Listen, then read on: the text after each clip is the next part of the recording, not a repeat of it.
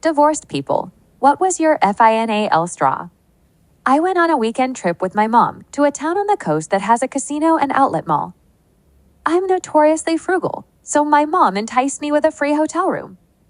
Cool, that just leaves food. I gave myself $20 to spend at the casino and had zero plans to buy anything at the mall. Well, that $20 turned into $860. Edit. The additional $840 was gambling winnings. So, I paid for our hotel room and food and bought some wardrobe staples at the outlet mall. I went home with $230 remaining, less my gas money. Not too bad, right?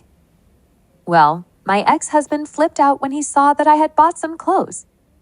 He started yelling about how we needed to put together a budget because our spending was out of control. But a reminder, I'm very frugal. It was his 4-6 lattes a day, breakfasts and lunches out, and iTunes addiction, plus the $60 each he gave his 3 kids each week to buy their lunches at fast food places instead of the school cafeteria that were bleeding us dry. Never mind the random expensive stuff his kids regularly asked for. But despite that, he just wouldn't stop yelling at me about needing to budget, and he had me backed into a corner, physically.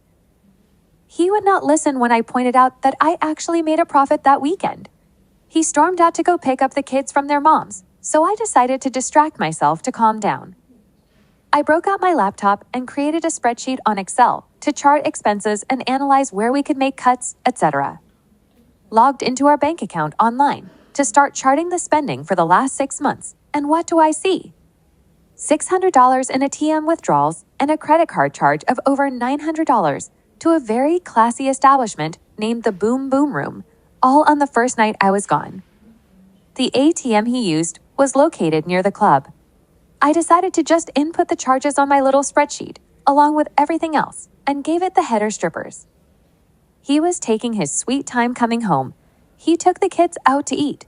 Budget be damned. So I put together a basic budget and highlighted non-essential expenses to discuss and try to find ways to cut down. I broke those expenses down by mine, his, and ours, which definitely confirmed the source of the problem. That night, after he'd returned home and the kids were sleeping, I broke out the laptop and pulled up my spreadsheet. It took a minute, but he eventually saw the stripper's entry. He immediately denied it, said we must have been hacked. So I said, great, then we need to shut down the cards, notify the authorities, and request help from the bank. He soon caved and claimed that he'd called his buddy to go out, and the buddy chose the location, which he thought was just a bar, and the buddy was going to bring a guitar he was selling for $600 cash. He took out money, but then his buddy stood him up. By then, he was drinking and got conned into buying really expensive booze for the girls flirting with him, who he wasn't tipping at all, as he didn't realize it was a strip club. He gave the club his cash to pay part of the bar tab, then charged the rest. Sure, right? He tried to play victim and say that he was just so embarrassed about being tricked that he snapped when he saw I spent money. He panicked, thinking we'd go into the negative. Like, dude, you went to a strip club. Own it, I don't give a crap if you go to one.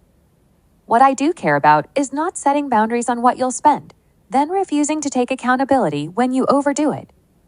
And to then corner ME physically, while you scream at ME after while you screw up. Hell no. We've been having problems already, but that flipped the switch for me. I moved out a week later, and our divorce was finalized a mere 9 days after we filed. Screw those mind games.